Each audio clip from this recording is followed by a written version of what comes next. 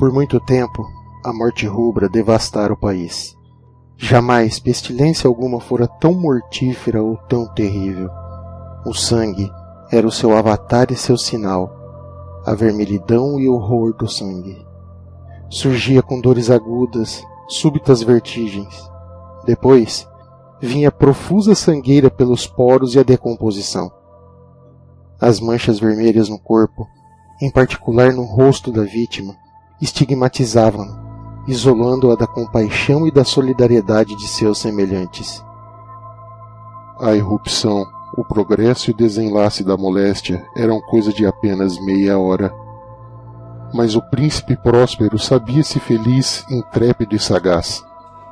Quando seus domínios começaram a despovoar-se, chamou à sua presença um milheiro de amigos sadios e frívolos, escolhido entre os fidalgos e damas da corte, e com eles se encerrou numa de suas abadias fortificadas.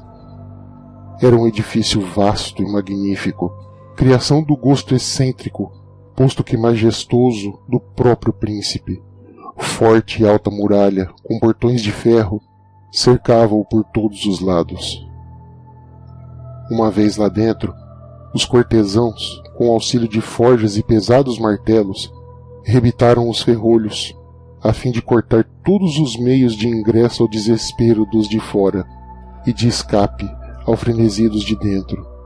A abadia estava amplamente abastecida. Com tais precauções, podiam os cortesãos desafiar o contágio. O mundo externo que se arranjasse. Por enquanto, era loucura pensar nele ou afligir-se por sua causa. O príncipe tomara todas as providências para garantir o divertimento dos hóspedes. Contratara bufões, improvisadores, bailarinos, músicos. Beleza, vinho e segurança estavam dentro da abadia. Além de seus muros, campeava a morte rubra.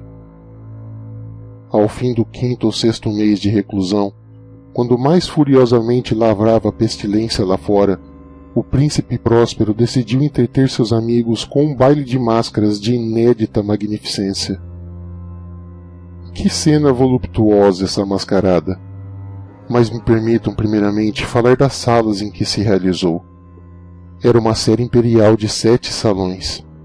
Na maioria dos palácios, tais séries formam longas perspectivas em linha reta, as portas abrindo-se de par em par, possibilitando a visão de todo o conjunto. Aqui, o caso era diverso, como se devia esperar do gosto bizarro do duque. Os apartamentos estavam dispostos de forma tão irregular que a vista abarcava pouco mais de um por vez. A cada 20 ou 30 metros havia um cotovelo brusco, proporcionando novas perspectivas. À direita e à esquerda, no meio de cada parede, uma alta e estreita janela gótica abria-se para o corredor fechado que acompanhava as sinuosidades do conjunto. Essas janelas eram providas de vitrais, cuja cor variava de acordo com o tom predominante da decoração da sala para a qual davam. A sala da extremidade oriental, por exemplo, fora decorada em azul, e intensamente azuis eram suas janelas. A segunda sala tinha um ornamento e tapeçarias púrpuras. Púrpuras eram as vidraças. A terceira fora pintada de verde, sendo também verdes as armações das janelas. A quarta havia sido decorada e iluminada de alaranjado. A quinta, de branco. A sexta, de violeta. O 7º aposento estava completamente revestido de veludo preto, que, pendendo do teto e ao longo das paredes, caía em dobras pesadas sob um tapete de mesmo estofo e cor. Nesse aposento, entretanto, a cor das janelas não correspondia das decorações. Suas vidraças eram vermelhas, de uma escura tonalidade sanguínea. Cumpre notar que em nenhum dos aposentos havia lâmpada ou candelabro pendendo do teto ricamente ornamentado a ouro. Luz alguma emanava de lâmpada ou candelabro em qualquer das salas. Contudo, nos corredores que as acompanhavam, em frente de cada janela, havia um pesado trípode a sustentar um braseiro cuja luz, filtrando-se através dos vitrais, iluminava o aposento, ocasionando uma infinidade de vistosas e fantásticas aparências. Na sala negra, porém, o clarão, infletindo sobre as negras cortinas através dos vitrais sanguíneos, produzia um efeito extremamente lívido e dava aparência tão estranha à fisionomia dos que ali entrassem que poucos tinham coragem de atravessar-lhe o umbral. Era nesse mesmo aposento que havia, encostado à parede oeste, um gigantesco relógio de ébano. Seu pêndulo ia e vinha num tic-tac lento, pesado, monótono. Quando o ponteiro dos minutos completava a volta do mostrador e a hora estava para soar, saía dos brônzeos pulmões do relógio um som limpo, alto, agudo, extremamente musical, mas de ênfase e timbre tão peculiares que a cada intervalo de hora os músicos da orquestra viam-se constrangidos a interromper momentaneamente a execução para ouvi-lo. Nesses momentos, era forçoso que os dançarinos parassem de dançar, e um breve desconcerto se apoderava da alegre companhia. Enquanto vibrava o carrilhão do relógio, os mais afoitos empalideciam, e os mais idosos e sensatos passavam a mão pela fronte, como em sonho ou meditação confusa. Tão logo se esvaíam os ecos, um riso ligeiro percorria a assembleia. Os músicos se entreolhavam, sorrindo da própria nervosidade e loucura, fazendo juras sussurradas uns aos outros de que o próximo carrilhonar do relógio não mais produziria neles tal comoção. Todavia, 60 minutos mais tarde, que abrangem 3.600 segundos do tempo que voa, quando vinha outro carrilhonar do relógio, de novo se dava o mesmo desconcerto, o mesmo tremor, a mesma meditação de antes. A despeito de tudo isso, a folia ia alegre e magnífica. Os gostos do Duque eram originais. Tinha ele olho esperto para cores e efeitos. Desprezava as maneiras da moda em vigor. Seus projetos eram audazes e vivos. Suas concepções esplendiam de um lustro bárbaro. Muitos acreditariam tratar-se de um louco. Seus adeptos, porém, sabiam que não. Era preciso ouvi-lo, vê-lo e tocá-lo para assegurar-se de seu juízo perfeito. Em grande parte, ele comandara pessoalmente a caprichosa decoração das salas para a grande fête. Sobre sua orientação, haviam sido escolhidas as fantasias.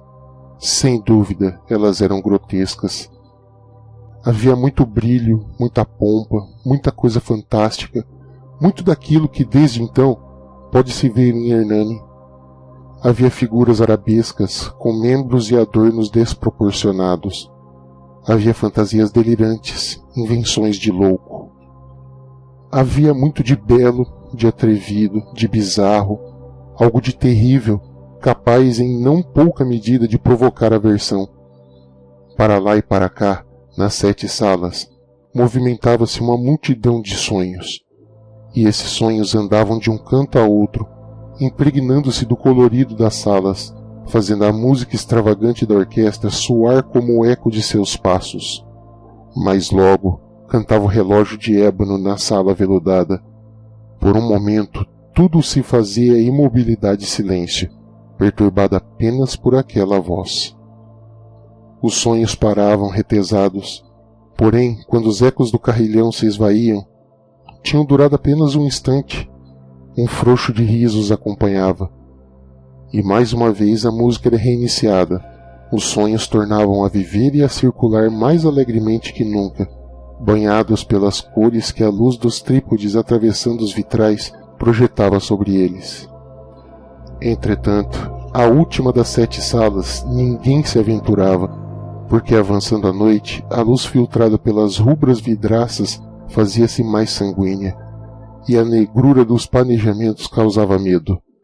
Aqueles cujos pés pisassem o tapete veludoso ouviriam o som abafado do relógio e ouviriam mais solenemente enfático que convivas dos demais salões. Esses outros salões estavam cheios de gente. Neles pulsava febril o coração da vida. E a folia continuou, rodopiante, até que o relógio começou a bater meia-noite. A música parou, como já descrevi.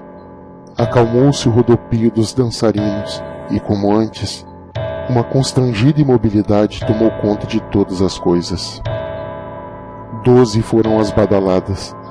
Por isso, os que meditavam entre os foliões tiveram tempo de meditar mais longo e profundamente. E antes que se esvanecesse o eco da última badalada, muitos dos convivas puderam perceber a presença de um novo mascarado, que até então não atraíra as atenções. Entre murmúrios, propagou-se a notícia da nova presença. Elevou-se da companhia um zum-zum, um rumor de desaprovação e surpresa a princípio, de terror, de horror e de náusea depois.